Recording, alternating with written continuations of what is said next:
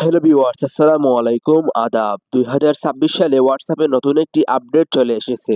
আপনারা ভিডিওটি স্কিপ করবেন না, সম্পূর্ণ ভিডিও দেখেন, তাহলে বুঝতে পারবেন যে আপডেটটি এসেছে সেটি কি। তো আমরা অনেকেই জানি ইমোতে ইউজার নেম সেট করা যেত এবং সেই ইউজার নেম দিয়ে বিভিন্নভাবে তথ্য আদান-প্রদান করা যেত। তো এখন হোয়াটসঅ্যাপেও সেই আপডেটটি চলে এসেছে ইমো এর মতো।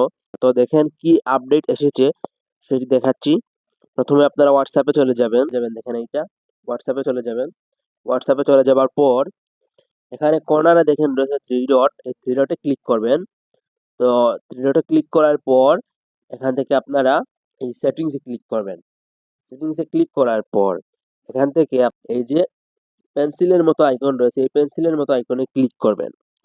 তারপর এখান থেকে দেখেন এই আপডেটটি হলো এটা, আমি আপনাদেরকে দেখাচ্ছি। এইটি হলো সেই আপডেট ইউজার নেম। তো আপনারা ইউজার নেমে ক্লিক করবেন। তারপর এখান থেকে কি করবেন দেখেন এখানে ক্রিয়েট ইউজার নেম, এখানে ক্লিক করবেন। তারপর এখান থেকে আপনারা যেকোনো একটি ইউজার নেম দিয়ে দিবেন। দেখেন এখানে রয়েছে সেভ, এই সেভে ক্লিক করবেন। সেভে ক্লিক করার পর এটি আপনার ইউজার নেম হিসেবে সেভ হয়ে যাবে। তারপর এখান থেকে ডানে ক্লিক করবেন।